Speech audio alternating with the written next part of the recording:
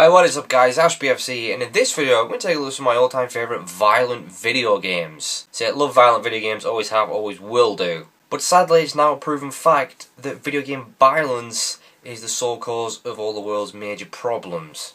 War, famine, North Korea, and obviously AIDS all exist thanks to video game violence. But you know, what are you going to do? Let's carry on playing violent video games, that's what I'm going to do. And viewer discretion is advised, as this video will contain a nice level of violence. But don't worry, no one's going to think any less of it if you do happen to get a major hard-on during this video. And not because of me, because of the violence.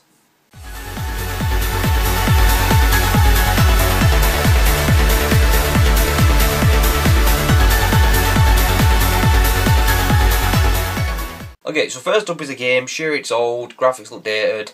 Christ, it came out in 1993, but it has to be on here. I could not live with myself if I did not include this game.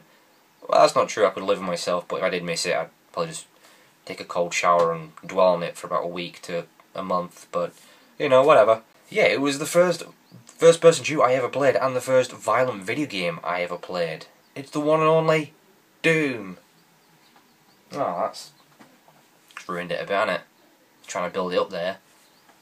But yeah, it's Doom. Like I said, it was the first violent video game I ever played. I was obsessed with this game as a kid. I'd never seen anything like it. All these bits of bodies lying around on levels, and all these sick ways you could kill them with all the crazy weapons, blowing them into pieces, watching them turn into a pile of bloody goo on the floor. It was crazy. I mean, for Christ's sake, you got a goddamn chainsaw. It was nuts. I could not stop playing this game as a kid. It was awesome. And of course, it had the iconic opening level music, which everyone should be familiar with. I absolutely loved the health icon down at the bottom, which was your character's face. And the more damage he took, the more his face got blooded up. I thought that was awesome and such a nice touch. But yeah, it's Doom, for Christ's sake. This game has to be on there. One of the greatest first-person shooters ever, one of the best violent video games ever. You've got to have Doom. And like I said, it was my first exposure to video game violence. It was my gateway game to video game violence, much like cannabis was my gateway drug to heroin.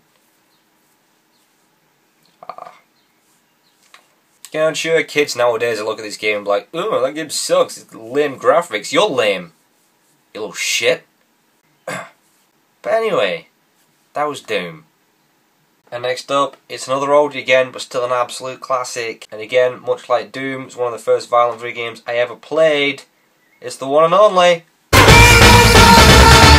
Hells yeah, well, Mortal Kombat 2 to be specific, and I'm sure many long-time Mortal Kombat fans will agree. Mortal Kombat 2 is the best of the lot. Yeah, it might not be the most violent, obviously they did get more violent as they went on with the graphics enhancements, but it's still the goddamn best. And yeah, it was nuts. I mean, I am talking about the arcade version as well, not the NES version or the whatever versions came out. The arcade version. It was crazy. I mean, it was brutal enough just fighting your enemies as you would, all these crazy characters, Scorpion being my long-time favourite of the series. But yeah, it was the one and only fatalities. Those things were freaking nuts. And of course back then they looked so goddamn awesome because the game used those amazing looking realistic digitised sprites which looked like goddamn real life back then. It was crazy, yeah, just getting to pound your enemies away, and then the classic finishing would come up and you could just go nuts with the fatalities. They were sick, they were, you know, popping heads, snapping people in half, ripping people in half, there's blood galore everywhere. And of course there was the addition of the stage fatalities where you could like uppercut a guy into the goddamn spikes on the ceiling, or send him down to a pit of spikes below, or knock him into a toxic pool and he'd melt into a skeleton. It was nuts, it was crazy. One of the greatest fighting games of all time, and it was absolutely awesome. Again, I was obsessed with this game, mainly because of the fatalities. I always struggled to pull these goddamn things off, because they were very hard to do. I still can't do them nowadays, but yeah. Mortal Kombat 2, absolute classic, and again, one of the greatest violent video games ever. One more time. Oh yeah. And next up is an ultra-violent first-person shooter. Possibly the most violent first-person shooter I've ever played. Now, I remember buying this game a long time ago. Back when, you know, video games first became available to buy online. There used to be this UK online retailer that used to do these crazy deals on PC games. I ended up picking this game up for $6.99, and I could not believe it. It's Soldier of Fortune 2. Yeah, this game is crazy, man. I mean, I wasn't expecting it. All I basically bought this off was, you know, just the front cover. I liked the front cover. There was no pictures in this this little magazine I had. There was nothing else. It just was called Soldier of Fortune 2 First Person Shooter, and it had an 18 logo slapped on it, so I wanted it. And I got it. And yeah, it's absolutely goddamn crazy. You've got all these ridiculous amount of weapons to just brutalise and massacre your enemies with. It's nuts. I mean, you can blow heads off with shotguns, blow legs off, blow arms off. You can pull out a goddamn knife and just slice guys into pieces. It's ridiculous. Just carve away at their face, chop off their hands. I've never really seen this detailed level of violence in a first-person shooter, or any other game, really. It truly shocked me. I mean, I'll be 100% honest, if it wasn't for the violence, this game would probably suck. The violence totally made this game. But yeah, it was crazy. I mean, blood splattered everywhere, blood poured out in pools.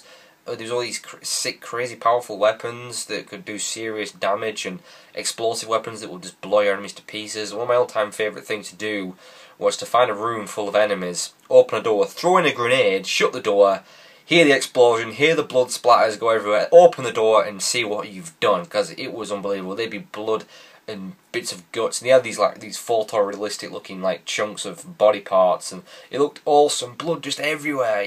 The massacres you could create in this game was just insane. Like I said, it's truly one of the most violent first-person shooters I ever played. It's sick and twisted, but I freaking love it. But yeah, I really don't think you could get away with this detailed level of violence in a video game anymore. But yeah, it's goddamn awesome. Soldier of Fortune 2. Oh yes. Okay, maybe I do enjoy the game a little bit too much. I'll admit that. Okay. Alrighty, and next we got the greatest movie game ever made. Now, we all know movie games suck. Something awful. I mean, they've always sucked. They've sucked since day one. They've always been, you know, they're cheap cash-ins. They just use the name. They're thrown together in a matter of months. Some of them feel like they're thrown together in a matter of minutes by crappy, talentless developers, and always usually published by goddamn that devil corporation, Activision. But, you know, not with this game. This is a game only Rockstar Games could deliver. It's The Warriors. Yeah, this game is awesome. This game is so goddamn brutal, and just such a brilliant game. Now, yeah, it's kind of polar opposite to the film, because there really wasn't, you know, much violence in the film whatsoever. Not the case with this game. This game is brutal. I mean, it's just pretty much about just brawling on the streets with other gang members. It's nuts. I mean, you're just beating the crap out of anything that by God moves. I mean, just grabbing hold of people, kneeing them in the face, throwing them across the street, throwing them into other gang members, throwing them through windows, grabbing their head and slamming it against things, picking up anything you could use to crack a skull, crowbars, knives, cleavers, sledgehammers. It's ridiculous. I mean, pulling guys to the ground, smashing their faces in, cracking them with elbows, all these sick sort of rage moves you could do, stomping on their heads.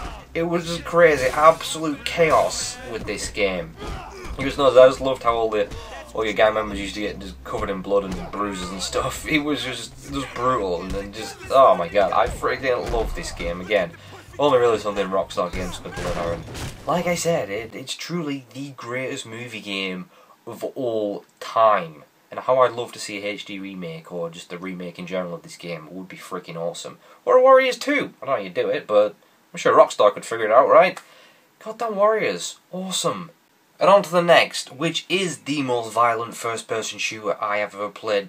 This game goes beyond violence. This game is beyond fucked up. This game is just wrong in every possible way.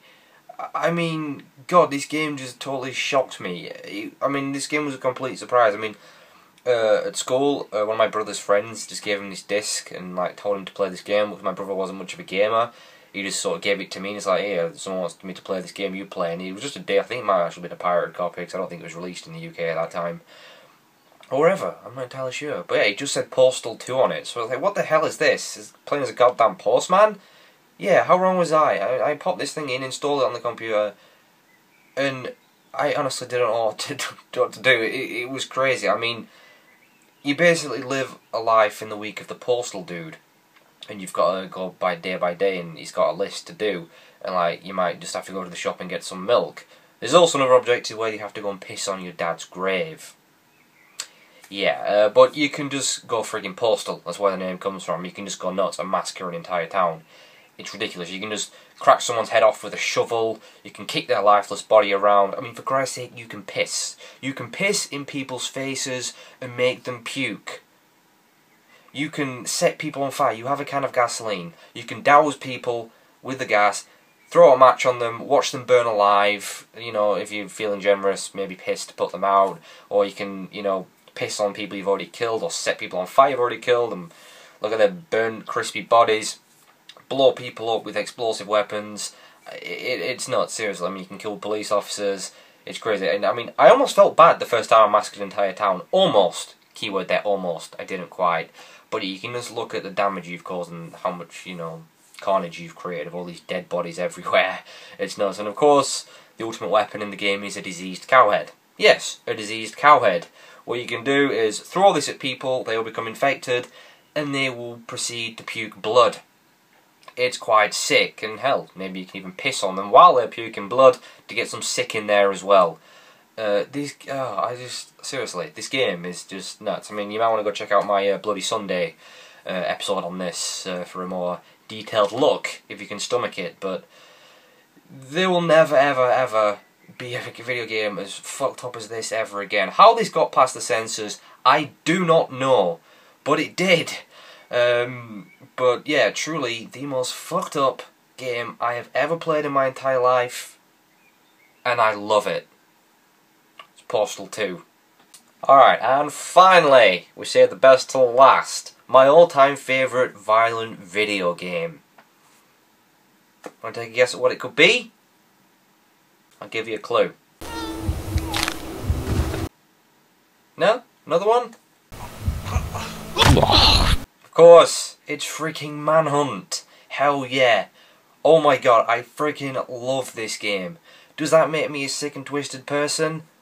Yes, yes it does. Now I remember the first time I ever saw this game, I'd never heard of it. I mean, I was round at a friend's, I was like, I need to show you this game called Manhunt.